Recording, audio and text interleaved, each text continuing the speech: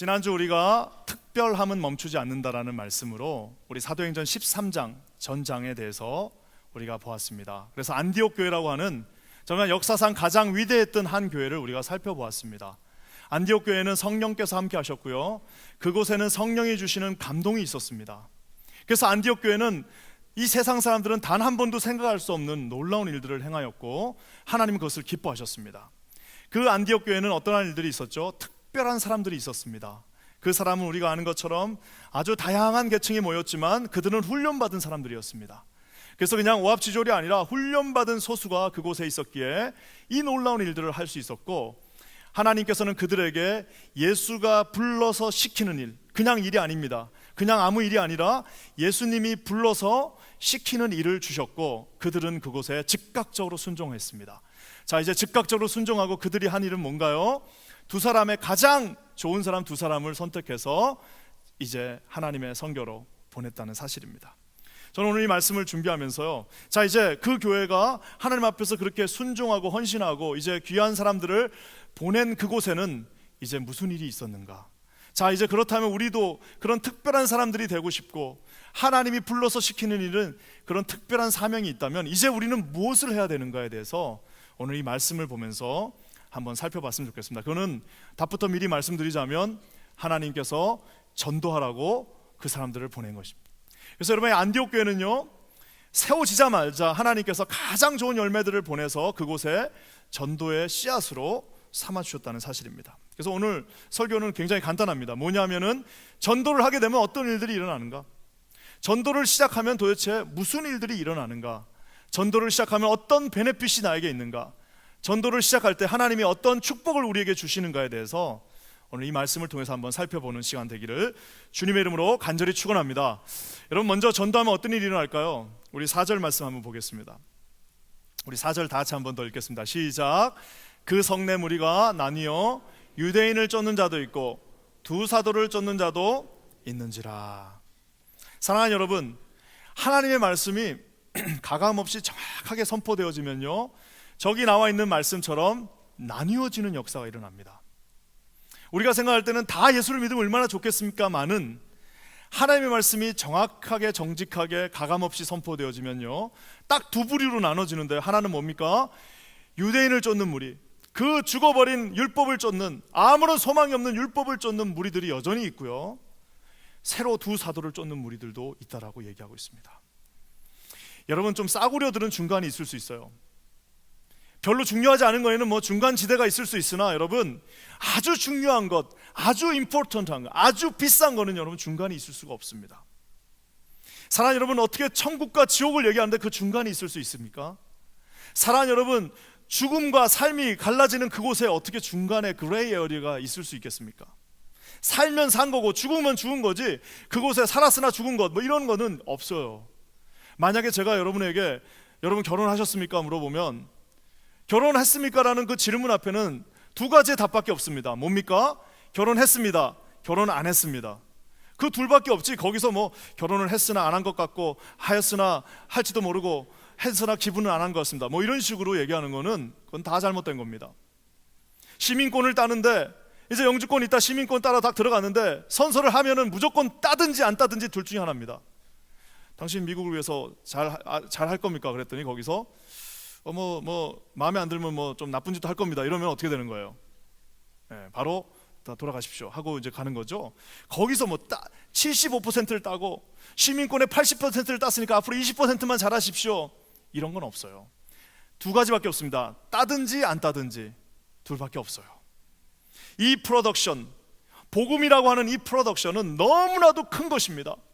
우리가 잘 아는 것처럼 이 복음이라고 하는 프로덕션은 저와 여러분을 영원히 살릴 것이냐, 영원히 우리에게 생명을 줄 것이냐 말 것이냐를 결정하는 유일한 하나의 길입니다. 거기에 여러분 그레이 에어리어, 중간 미들지대는 있을 수 없습니다. 그래서 우리가 여러분 가셔서요, 정확하게 복음을 증거하면 둘밖에 없어요. 둘밖에 없습니다. 뭐예요? 받아들이고 저기 나와 있는 두 사도를 쫓아가든지, 그렇지 않으면 그곳에서 리젝트하고 리퓨즈하고 이제는 하나님 앞에 다른 길로 가든지 둘밖에 없습니다. 여러분들 중에 아마 이렇게 묻는 분들이 있을 거예요. 그 뭐 대답은 뭐 아주 좋게 하는 것 같은데 교회는 안 나오고 뭐 아주 친절하게 대하던데요. 그거는 안 믿는 겁니다. 그거를 명확하게 아셔야 되는 겁니다. 중간 미들 에어리어가 있을 수 없는 것이 복음입니다. 사랑하는 여러분, 참 안타까운 거는요, 그럼 뭐 안 믿는다고 칩시다. 리퓨즈 했다고 쳐요. 거기까지만 가면 얼마나 좋겠습니까마는 두 사도를 쫓는 자들은 이제는 저기서 교회를 이루고 놀라운 역사가 있는 반면에 저기서 유대인을 쫓는 자들은 여러분 저기서 멈추지 않습니다. 어떤 일을 할까요? 2절 말씀 한번 다 같이 읽어보겠습니다. 예수를 거부했던 자들이 하는 일을 한번 보도록 하겠습니다. 다 같이 읽을게요. 시작. 그러나 순종치 아니하는 유대인들이 이방인들의 마음을 선동하여 형제들에게 악감을 품게 하거늘. 그냥 반대만 하는 것이 아닙니다.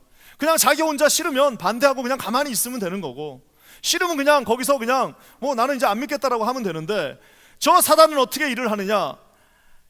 마음을 선동하고 악감을 품게 하여서 어떻게 하는 거예요? 세상에 시키지도 않은 일을 그 수십 밀을 와가지고 그 90마일이 넘는 길을 쫓아와가지고 어떻게 하는 겁니까? 거기 있는 사람들을 선동해서 어떻게 하는 거예요? 바울을 돌로 치라라고 말하고 있습니다. 여러분, 복음은 이런 것입니다. 복음은 미들그라운드가 없어요. 여러분, 복음이라는 것은 우리의 죄를 가리키는 것입니다. 이것이 죄라라고 말하는 겁니다. 이것은 잘못됐다라고 얘기하는 겁니다. 우리가 그동안 아무 생각 없이 그 죄의 길에서 아무 생각 없이 40년 50년 동안 먹고 마시고 내 마음대로 하던 그 길에서 이제 주님의 복음이 들어오는 순간 그것은 잘못됐다라고 얘기하면서 어떻게 하는 거예요? Return to the Christ, 주님의 그 길로 가라라고 완전히 180도로 회전시키는 것입니다. 그러기 여기에는 여러분 중간이 있을 수 없어요. 복음이라는 것은 우리에게 죄를 아프지만 가리킵니다. 아주 핀셋처럼 가리켜서 두 가지 선택밖에 없어요. 거기서 두 손을 들고 주님, 내가 주님 앞에 섭니다라고 고백하는 한 길과, 그 다음 뭐예요? 리퓨즈하고 돌아서는 겁니다. 애써 외면하고 리퓨즈하고 돌아서는 그 길에 이제는 뭐예요? 마귀가 컨트롤하는 본질상 진노의 자녀가 되는 그 길이라는 사실입니다. 참 놀라운 게 뭐냐면요, 선교지에 가서 설교를 하게 되거나, 저도 이제 뭐 여기저기 가서 뭐 붕에 가서 설교를 한다거나 이러면요, 참 신기합니다. 어떻게 똑같은 말씀을 전해. 심지어 여러분, 설교학에서는 뭐라고 말하냐면 보는 것도 똑같아야 됩니다. 여기 한번 보면 여기도 한번 보고, 여기도 한번 보고, 여기 한번 보고, 요 위에도 한 번씩 봤다가 저 뒤에도 한번 쭉 봐야 돼요. 왜? 그래야 혹시 우리 목사님은 내 얼굴은 쳐다도 안 봐, 이러는 사람들을 방지하기 위해서 이렇게 한 번씩 다 돌아야 됩니다. 그렇게 가르쳐요, 신학교에서. 그래서 쭉 다 봐야 되는 건데, 똑같은 설교를 하잖아요. 똑같은 입에서 나오는 설교를 듣고 어떤 사람은 감격하고, 야, 오늘 정말 내가 하나님 앞에 서야겠다, 내가 정말 하나님이 주신 그 마음 가운데로 내가 나가야겠다, 오늘은 내가 하나님 앞에 한번 헌신해 봐야겠다, 내가 오늘 저 말씀대로 한번 실천해 봐야겠다라고 하는 사람이 있는 반면에, 똑같은 설교를 듣고 어떤 사람은 목숨을 걸고 난동을 부리는 사람도 있습니다. 너무 신기하지 않나요? 사랑하는 여러분, 같은 예수가 십자가에 못 박혀 돌아가실 때, 우리가 아는 것처럼 저 십자가에서 예수님이 못 박혀 죽으실 때 똑같은 곳에 한쪽에는 강도, 이쪽에도 똑같은 강도가 있었습니다. 우리가 아는 것처럼 예수님이 똑같은 말씀을 하셨고 똑같은 위치에서 돌아가셨는데, 한 강도는 뭐라고 말했어요? 주님, 제 영혼을 당신께 부탁합니다. 한 강도는 내 영혼을 당신께 부탁한다라고 말하고 있는데, 또 다른 강도는 뭐라고 말합니까? 너나 잘해라, 너나 한번 구원해 봐라 라면서 예수를 조롱하는 그 모습을 보게 됩니다. 사랑하는 여러분, 복음이라고 하는 것은 디바이드 됩니다. 복음에는 중간이 있을 수 없어요. 그래서 여호수아가 뭐라고 말씀합니까? 나와 내 가족은 이쪽에 쓸 테니까 따라올 사람은 따라오고 갈 사람은 가라라고 말하는 이유가 바로 저기에 있습니다. 복음에는 미들 그라운드가 있을 수 없습니다. 한 발을 여기다 두고 한 발 여기다 두면 언젠가는 찢어지게 돼 있어요. 사랑하는 여러분, 오늘 주님께서 저와 여러분들에게 말씀하고 계십니다. 하나님의 말씀 가운데 순종하고 가는 인생, 아니면 어떻게 해요? 악감을 가지고 선동하고 자기 혼자 죽는 것이 아니라 끌고 가면서 하나님 앞에 대항하는 그런 어리석은 자들이 우리 교회에는 단 한 분도 없기를 예수 그리스도 이름으로 간절히 축원합니다.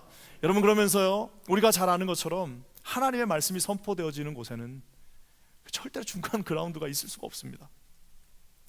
우리 미국에서 조나단 에드워드라고 하는 사람은 아주 유명한 사람입니다. 교육가요, 철학가요, 그 다음에 또 설교가요, 저술가였던 조나단 에드워드의 작품을 여전히 지금도 많이 학생들이 읽고 쓰고 합니다. 여기 우리 매사추세츠에 가면은 조나단 에드워드가 사역했던 교회가 있습니다. 그 교회가 있는데요, 그 노스햄턴이라고 하는 그 교회에서 사역하다가 결국에는 그분이 쫓겨납니다. 이 조나단 에드워드가 유명한 사람인데 그 교회에서 쫓겨났습니다. 왜 쫓겨났느냐?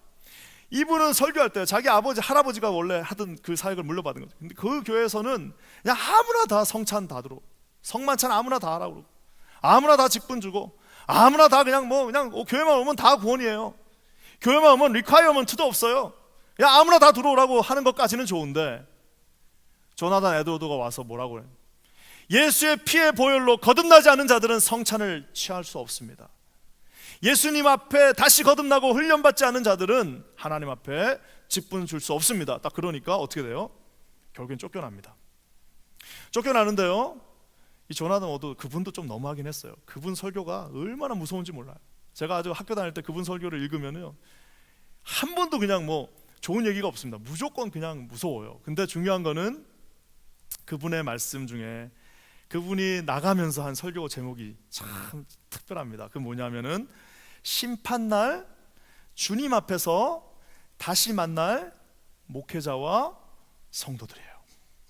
심판날, 즉 우리가 다 죽고 난 다음에 심판날 우리 주님 앞에서 다시 만날 주님과 나가 아니라 목회자와 성도들이에요.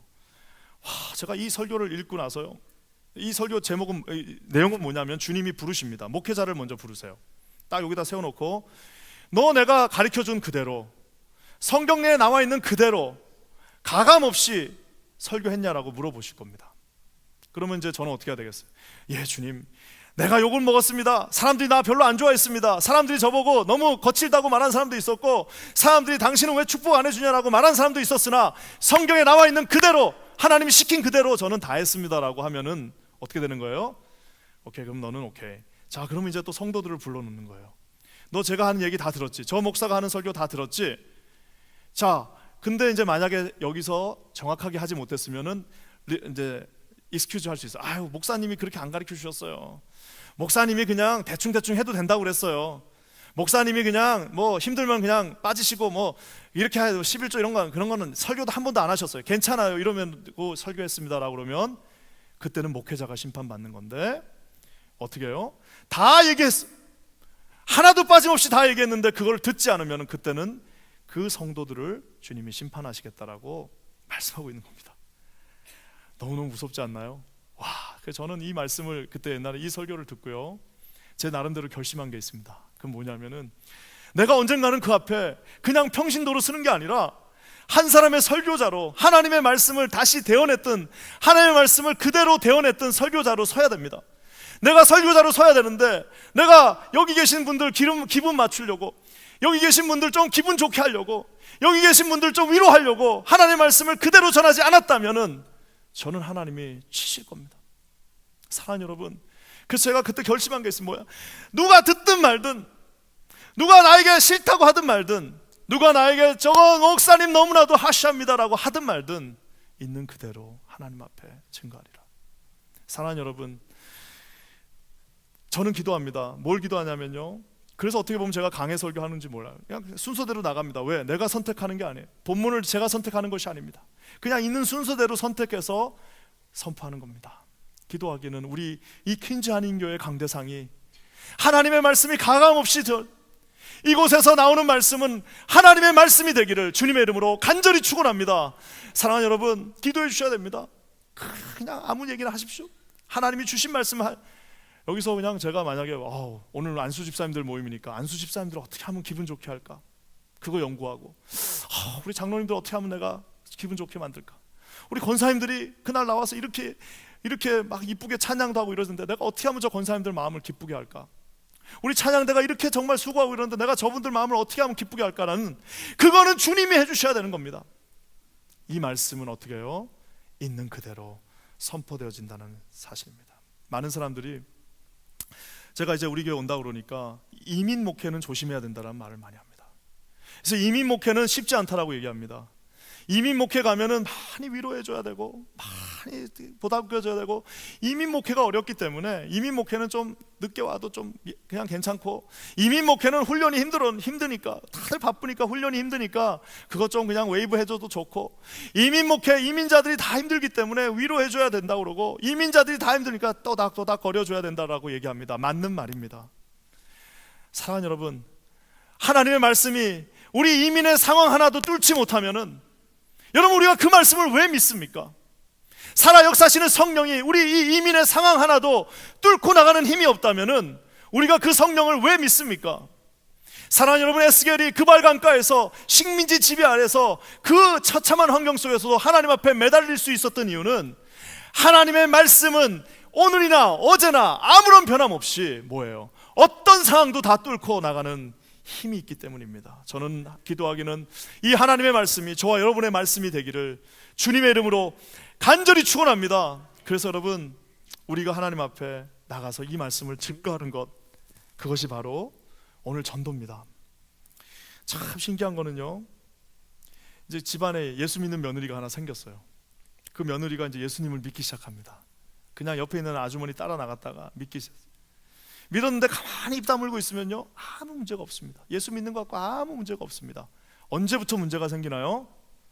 어머니 이렇게 하다가 계속 이러시면은 천국에 못 가십니다. 어머니 예수 믿으시죠? 교회 가시죠, 저랑. 그 순간부터 이제 시작되는 겁니다. 그 순간부터 전쟁이 그 순간부터 갈리는, 그 순간부터 핍박받는, 그 순간부터 이제 고통이 시작되는 겁니다. 여러분 한번 보십시오. 직장 가서요, 아무리 여러분이 교회에서 집사고 장로고 여러분 권사 입 딱 다물고 가만히 있으면 아무 일 안 일어납니다. 입 딱 열면서 예수 믿으시죠? 한번 주님께 나가보시죠 하는 그 순간부터 아이고 저 예수쟁이 하면서 여러분 그 고난과 핍박이 시작됩니다.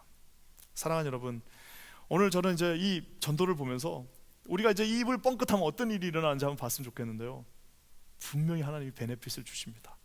여러분 8절 말씀 한번 볼까요? 8절 말씀을 다 같이 한번 읽겠습니다. 시작. 루스드라에 발을 쓰지 못하는 한 사람이 있어 앉았는데 나면서 앉은 뱅이 되어 걸어본 적이 없는지라. 누가가 의사다 보니까 세상의 저 상황을 그냥 한 번만 하면, 그냥 걷지 못하는 사람이라고 하면 되는데, 보십시오. 발을 쓰지 못하는 한 사람, 나면서 앉은 뱅이 된 한 사람, 걸어본 적이 없는 한 사람, 도대체 그냥 3번이나 확인 사살을 합니다. 의사였기 때문에 정확하게 본 거예요. 저 사람은 절대로 일어설 수 없다. 어떻게, 왜 어려워? 아주 그냥 처음에서 발을 쓰지 못하는 것뿐만 아니라 나면서부터 안전병이었고 한 번도 그의 발로 걸어본 적이 없는 사람이라고 의사 누가가 딱 진단합니다. 사랑하는 여러분, 하나님의 말씀 가운데 절대라는 말이 어떻게 있을 수가 있겠습니까?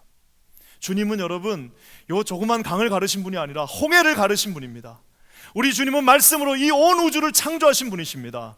우리 주님이 홍해를 가르는 것은 아무 일도 아닐 뿐만 아니라 갈릴리 호수 하나를 잠잠하게 하는 것은 손가락 하나면은 가능한 분이 우리 주님이십니다. 우리 주님이 3번이나 강조하면서 저 사람은 발을 못 써요, 저 사람은 태어나면서부터 앉은뱅이에요, 저 사람은 한 번도 걸어본 적이 없어요 라고 누가가 말하는 이유는 뭐예요? 아무리 절대로 안 되는 일이 있다 할지라도, 한 번도 걸어보지 못한 사람이 있다 할지라도, 다 죽었다라고 생각하는 사람이 있다 할지라도, 우리 예수 그리스도의 복음이 정확하게 증거되어지는 그 순간에 그 또한 일어날 수 있다는 것이 여러분 오늘 메시지라는 사실입니다. 절대 믿을 것 같지 않은 사람들이 있습니다. 야, 정말 저 사람은 바늘 구멍 하나 들어갈 구멍이 없다, 저 사람은 예수 안 믿을 거다라고 하는 사람, 여러분 천만의 말씀. 복음이 들어가면 가능성이 있습니다. 복음이 들어가면 고칠 수 있습니다. 복음이 들어가면 회복될 수 있습니다. 복음이 들어가면 누구든지 다시 일어날 수 있는, 여러분 이것이 하나님의 복음입니다. 이것이 하나님의 가스펠, 더 굿뉴스인 것입니다. 이 복음을 위하여 목숨을 걸었던 수없이 많은 우리의 선배들이 있습니다. 왜요? 그 복음이 모든 것을 가능하게 하기 때문입니다. 기도하기는 여기에 계신 성도들 모두에게 이런 놀라운 충만한 은혜가 임하기를 주님의 이름으로 간절히 축원합니다. 그래서 여러분 전도를 딱 하고 나니까 어떤 일이 일어납니까? 9절과 10절 말씀 한번 볼까요? 9절과 10절 말씀입니다. 다 같이 한번 읽겠습니다. 시작. 바울의 말하는 것을 듣거늘 바울이 주목하여 구원을 받아는 믿음이 그에게 있는 것을 보고 큰 소리로 가로되 내 발로 바로 일어서라 하니 그 사람이 뛰어 걷는지라. 이게 아마 이제 보니까 바울이 가서 이제 동네 같은 데서 이제 전도하는 겁니다. 우리로 치면 저기 플러싱에 있는 저기 뭡니까 뭐 한아름이나 이런 데 가서 이제 전도하는 겁니다. 보시오, 그 예수를 말입니다 하면서 이제 내가 말해 옛날에서 하면서 이렇게 막 예수 믿는 그걸 하니까 사람들이 지나가면서 안 들어. 그러다가 이제 한두 명 듣기 시작하고 있는데 그 옆에 안진뱅이가 앉아 있었던 겁니다. 처음에는 들으니까 아유 저 사람 뭐 누구냐 저거 하면서 오늘 밥 뭐 먹을까, 오늘 구걸이 얼마 됐나 이거 세고 있었는데 한 5분 듣고 나니까 이 마음 가운데서 뭔가 새로운 것이 올라오는 거예요. 한 10분 정도 듣고 나니까 저 예수라는 분을 한 번도 본 적도 없고 만난 적도 없지만 뭔가 역사하는 힘을 느꼈습니다. 15분쯤 듣고 나니까 저 사람 누군지 궁금해지기 시작했습니다. 한 20분쯤 듣고 나니까 저분이라면 나를 혹시나 내가 제우스도 섬겨봤고 내가 이런 모든 잡신들 다 섬겨봤는데 혹시 저분이라면 나를 어떻게 해주실 수 있을까라는 그 강렬한 눈빛을 누가 본 거예요? 바울이 본 것입니다. 제가 이 앞에서 이렇게 설교를 하면요, 여러분이 뭘 생각하는지 저도 이제 이 설교를 시작한 지가 한 25년 됐잖아요. 딱 보면 이제 알 것 같아요. 우리 저분은 지금 집에 가실 생각하고 있구나. 그런 분들 계십니다. 저분은 지금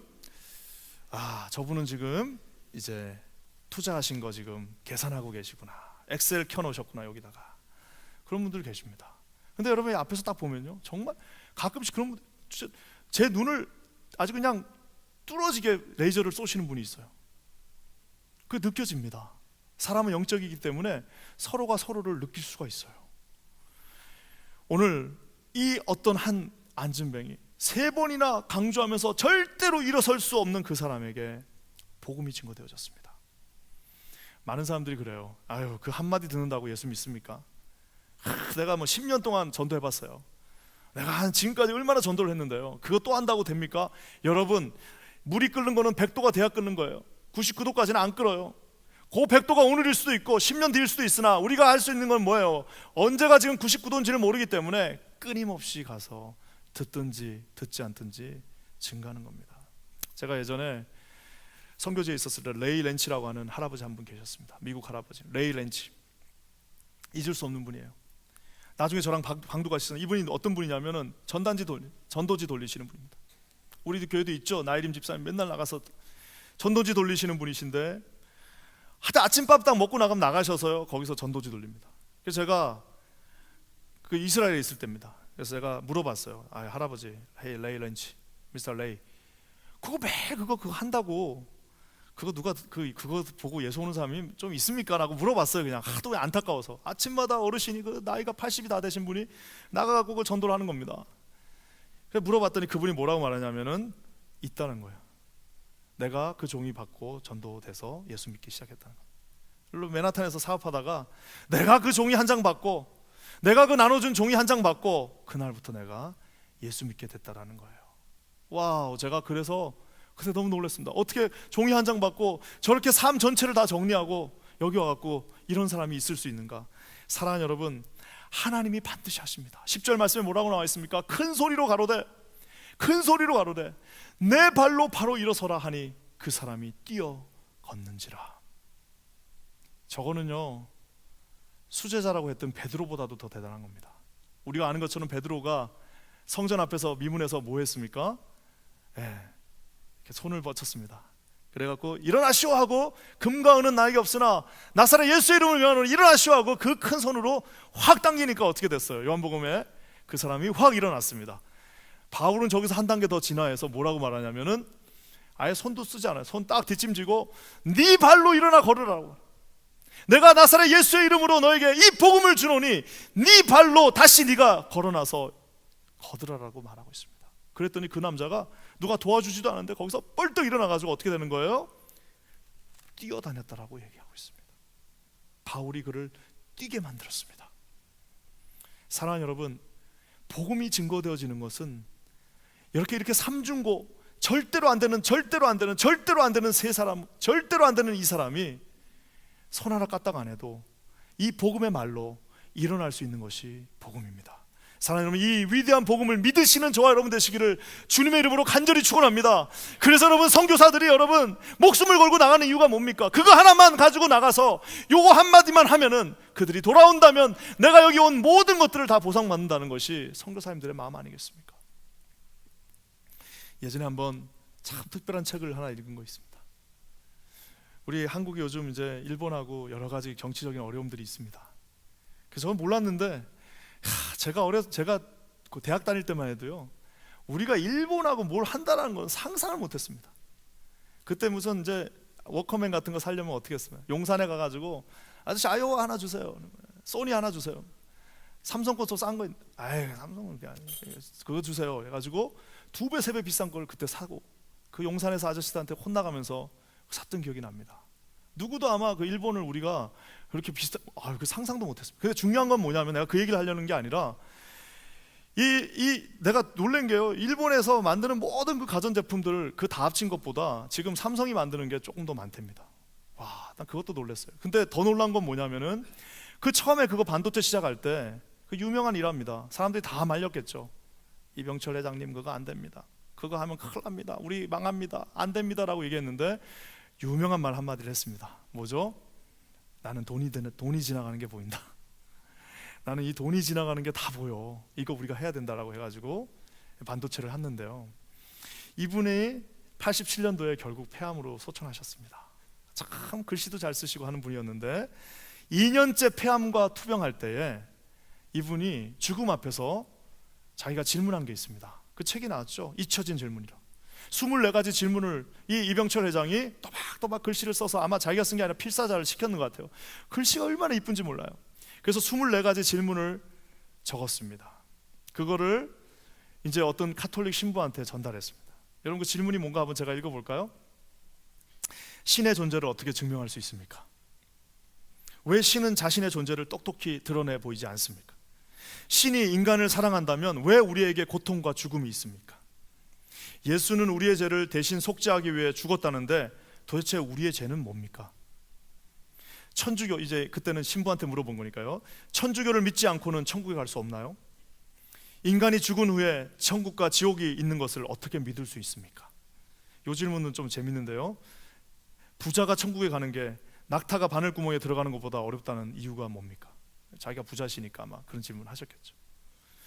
여러분, 이 질문을 곱게 적어가지고 이 폐암 마지막 이제 얼마 죽음을 남겨놓지 않아 자기는 느꼈을 거예요. 나는 이제 곧 간다는, 내가 지금 죽음 후에 절대적 실존이 누군지는 모르나 내가 어디가는 이제 가야 되는데 나는 어디가를 갈지를 알지를 모르는 거예요. 그러니까 무섭긴 하죠. 누구한테 말할 데는 없죠. 그러니까 그 24가지 질문을 던졌습니다. 그리고 그거를 유명한 박희봉이라고 하는 신부님한테 줬습니다. 그랬더니 그냥 이럴 때는 어떻게 해야 돼요? 그냥 가서 그냥 신방 대원들, 권사님들하고 가서 그냥 해야 되는데, 이렇게 대단한 분이 내가 대충 질문하면 안 돼, 대충 답을 하면 안 되겠지 해가지고 그거를 신학교 교수한테 줬어요. 정의채 신부라고 하는 형이상학을 전공하는 신부한테 줬더니 그분이 이제 막 답을 이제 멋있게 달다가 소천하셨습니다. 저는 이 안타까운 일을 보면서 이제 하나님이 어떻게 하셨는지 모르죠. 이 정도 마음을 주셨으면 뭐 어떻게 됐는지는 모르는 거죠. 구원 받았을 수도 있고. 근데 저는 어떤 생각을 하냐면요, 이분이 막 이렇게 고통받고 있었을 때 그 옆에서 간호사 한 분이, 회장님 돌아가시면은 천국과 지옥이 있습니다. 지금이라도 제가 믿는 예수님을 믿으신다면 천국 가실 수 있습니다. 아니면 심지어는 뭐 파출부 하시는 한 어르신이, 회장님 다 이거 필요 없지 않습니까? 이제 다 아시잖아요. 예수 믿으셔야 됩니다. 아마 그 밑에 예수 믿는 사람 얼마나 많았겠습니까? 그게 무슨 신학교 교수한테까지 가서 하는 그런 거 아닙니다. 여러분, 구원이라는 것은 단순합니다. 예수를 믿으면 구원이요, 예수가 없으면 그에게는 누구라 할지라도 구원이 없다는 그 사실입니다. 그래서 여러분, 우리 주님이 우리에게 뭐라고 말하십니까? 가서 말을 하라라는 겁니다. 가서 그 한마디를 전하라는 겁니다. 거창하게 무슨 뭐 그거를 필로소피로 해가지고 논문을 써서 전하는 것이 아니라 가서 듣든지 말든지 가서 그 한마디 전하라는 겁니다. 예수를 믿으십시오. 예수님 외에는 구원이 없습니다. 예수를 믿지 않으면 지옥입니다. 예수를 믿는 자에게는 하나님의 구원이 임하십니다. 여러분, 그 한마디가 우리 모두를 그 고통 가운데서 살릴 수 있다는 사실입니다. 선교지에서요, 그 스페니쉬 떠듬떠듬 배워가지고 가서 사역일을 막 말합니다. 하면서 막 떠듬떠듬, 그거 믿고도, 그거 보고도 여러분 예수님께 오는 사람들이 있어요. 복음을 증거하는 것은 우리가 얼마나 말을 잘하는 것이 아니라 주님이 시킨 대로 가서 한마디 증거하면 되는 겁니다. 저는 오늘 이 시간에 여러분, 제가 한 10초 정도 시간을 드릴 테니까요, 여러분 한 사람 한번 얼굴을 한번 떠올려 보세요. 내가 오늘 가서 한마디, 우리 교회 다녔다가 떠난 사람, 특히 한 사람 얼굴 한번 떠올려 보세요. 10초를 드릴게요. 한번 우리 10초 동안 성령이 주시는 한 사람을 한번 떠올려 봅시다.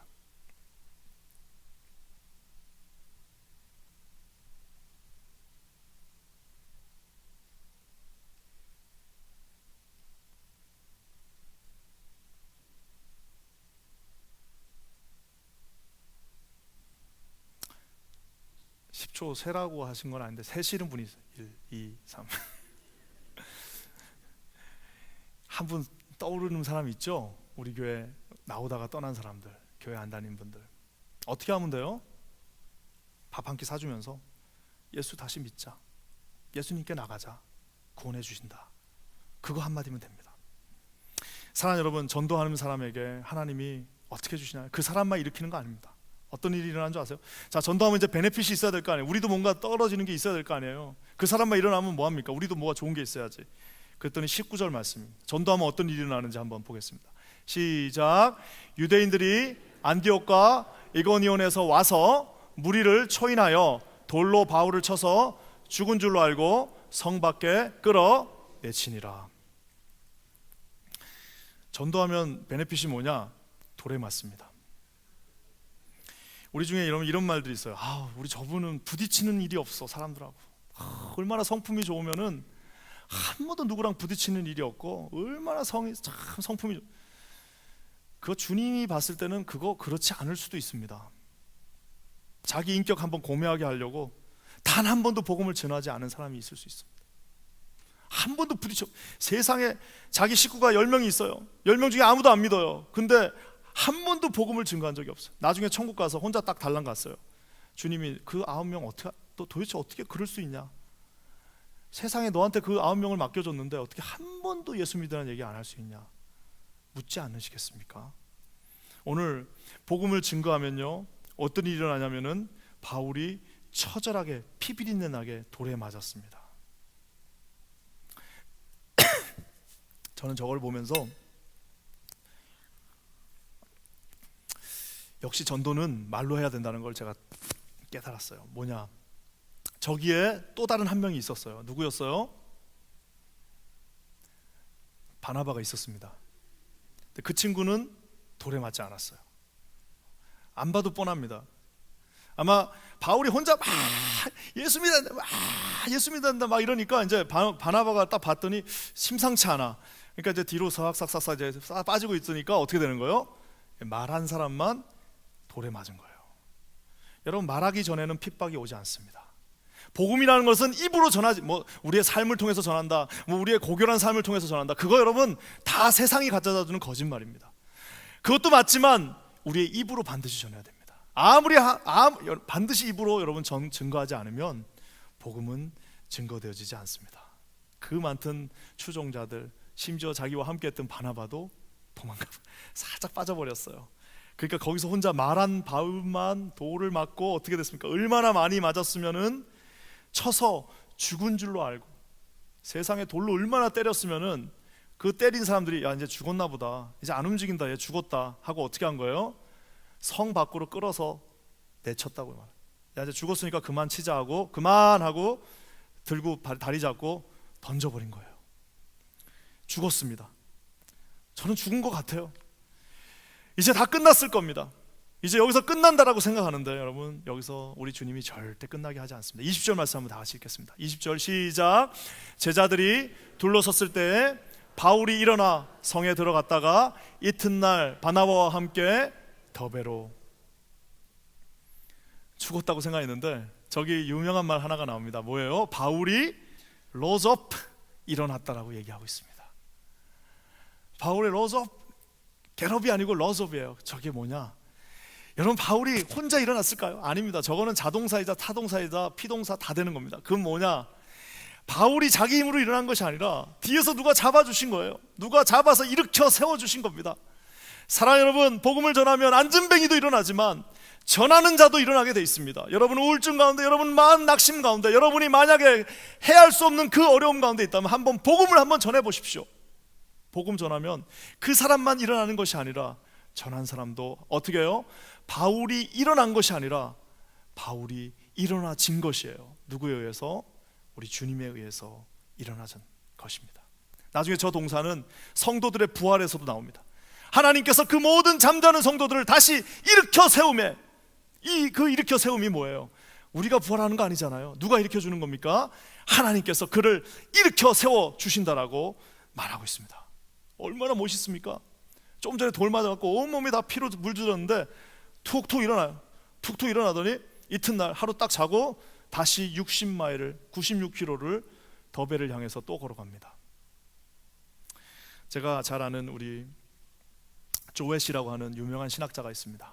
조웨시라고 하는 신학자가 무슨 말을 했냐면은 이런 말을 했습니다. 나는 언젠가 산토끼가 피를 흘리면서 흰 눈이를 걸어가는 모습을 보았다.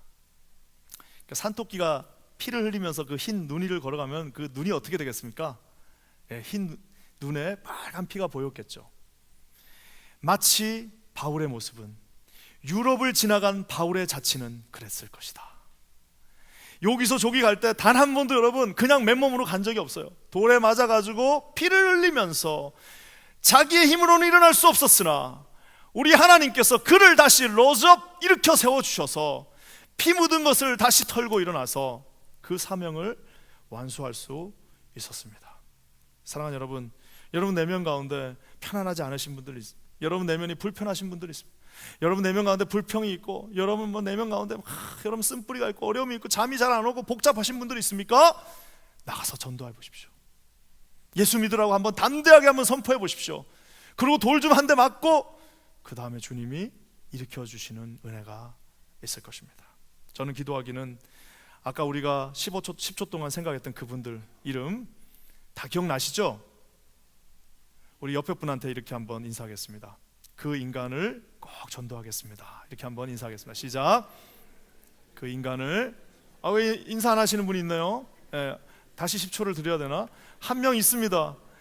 그냥 예수 아예 안 믿는 사람은 그냥 좀 나중에 합시다. 그건 내년에 우리 하고요. 올해는 일단 믿었다가 나간 분들, 여기서 잘 나오다가 이제 세상이 싫어갖고 이런저런 이로 나간 분들이 있을 겁니다. 어떻게 해요? 딴 거 필요 없습니다. 가서 예수 믿으시오. 지금 이렇게 살면 안 된다. 주님 믿으세요. 그 한마디 전하면 되는 것입니다. 저는 오늘 말씀을 마무리하면서 깊은 묵상 가운데 참 하나님이 놀라운 것들을 깨닫게 해주셨습니다. 참 신학자들의 책들을 읽고 이러면서 놀라운 이걸 하나 깨달았어요. 그건 뭐냐면은 오늘 아까 제가 얘기한 것처럼 지금 바울은 돌에 맞고 있습니다. 그렇죠? 그래서 이제 막 얘기를 하고요. 안진뱅이가 일어나고 나니까 이제 와가지고 이제 집단으로 린치를 하는 겁니다. 막 발로 밟으면서 돌로 갔다가 이제 돌로 막 자기를 이제 찌르는 거예요. 그러니까 이제 바울이 여기 넘어졌어요. 쓰러졌어요. 쓰러져 있는데 돌로 얼마나 때렸으면은 야 이제 죽었으니까 그만해라라고 할 정도였을까요? 자, 저는 상상력을 한번 동원해 봅니다. 돌로 맞고 있는 그 순간 누가 생각났을까요? 돌로 막 맞고 있는데 누가 생각났을까요? 자기가 죽인 아마 스데반이 생각나지 않았을까요? 자기도 똑같이 그 돌로 스데반을 죽였잖아요. 돌로 스데반이 죽는 그 장면에 그가 제일 가까이 있었습니다. 자기를 향해서 돌을 던지는 그들을 바라보면서, 돌을 던지는 그들을 보면서 스데반이 하는 그 기도를 그대로 하지 않았을까요? 주님, 저들의 죄를 모릅니다. 저도 저랬잖아요. 용서해 주시든지 어떻게 하든지 기도하고 있었죠. 여기까지는 이제 바울의 그 과거의 모습을 볼 수 있는데요. 여러분, 저 자리에 또 한 사람이 있었습니다. 돌로 던지는 사람만 있지 않고요, 또 한 사람이 있었는데요. 그 또 한 사람이 누구인지는 디모데후서 3장에 나옵니다. 한번 다 같이 디모데후서 3장 말씀 읽어볼게요. 시작. 핍박과 고난과 또한 안디옥과 이고니온과 루스드라에서 당한 일과 어떠한 핍박 받은 것을 너가 과연 보고 알았거니와 주께서 이 모든 것 가운데서 나를 건지셨느니라. 저기서 나온 저 너는 누구예요? 디모데입니다. 신학자들이 말하기를 10대 중반 12~13살에서 5살 정도 된 디모데가 거기 어디 거기서 숨어가지고 보고 있는 거예요. 자기 사도 바울이 거기서 돌을 맞으면서 저기서 죽어가는 그 모습을 그가 그때 보고 있었던 것입니다. 사랑하는 여러분, 지금 여기서 돌을 맞고 있는 저 루스드라에서는 지금 바울은 그곳에서 현재 바울이 돌을 맞고 있었으나 과거의 바울이 돌을 던지고 있었고요, 미래의 바울, 자기를 대신해서 이제 언젠가는 저 돌을 대신 또 맞아야 되는 다음 세대들이 그거를 그 자리에서 여러분 그대로 보고 있었습니다. 사랑하는 여러분,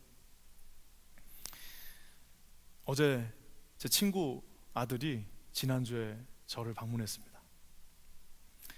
친구 아들이 왔는데 그 친구 아들이 태어날 때 이렇게 태어날 때 제가 그 친구 아버지보다 거기 더 빨리 갔습니다. 어떻게 하다 보니까 제가 빨리 있어가지고 저랑 제일 친한 친구하고 또 그 와이프였는데 아기가 나올 때 거기 갔어요.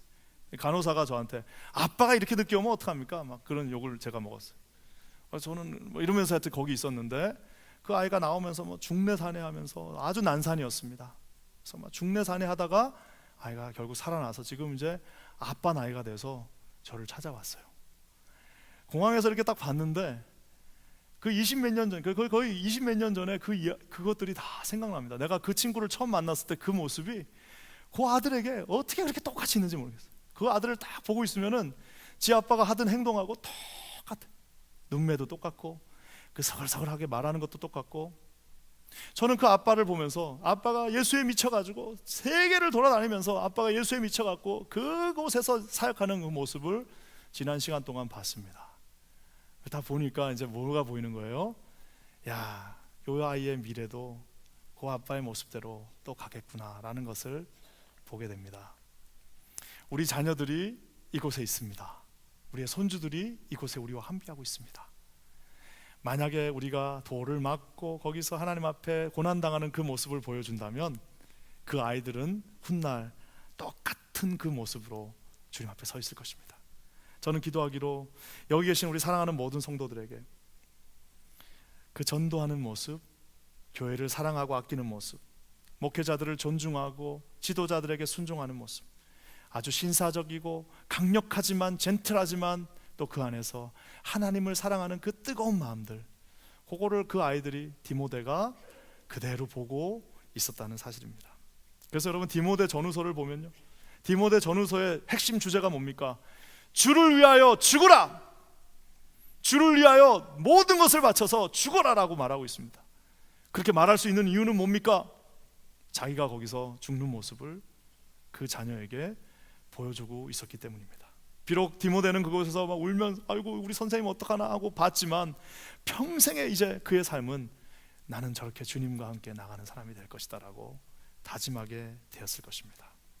안타깝게도 주님 앞에 순종하지 않고 무리를 꿰어서 선동하고 바울을 죽이려 했던 그들의 자녀들, 여전히 그런 모습으로 20~30년 뒤에도 똑같이 서 있었을 것입니다.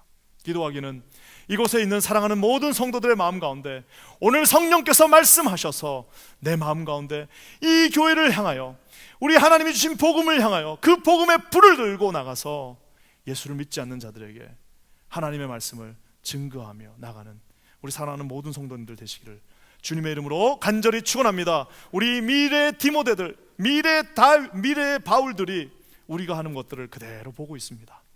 이 모습이 20년 뒤에 우리의 모습이 될 것입니다. 여러분, 이 모습을 어떻게 하겠습니까?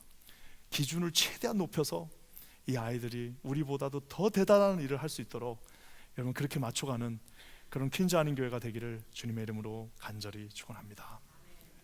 기도하겠습니다. 하나님 감사합니다. 주님의 말씀은 살아서 역사하며 운동하며 하나님 아버지 좌우의 모든 날쌘검보다도 강하여서 우리의 관절과 혼과 골수와 우리의 고집과 우리의 모든 이성과 우리의 판단을 쪼개는 능력이 있음을 믿습니다. 하나님 말씀대로 살게 하시고 말씀의 기준대로 나가게 하시며 누구와도 타협하지 아니하고 예수 그리스도의 피 묻은 복음을 증거하는 우리 사랑하는 퀸즈 아닌 교회 모든 성도들 되게 하여 주시옵소서. 그렇게 하실 주님을 찬양합니다. 예수님의 이름으로 간절히 기도합니다.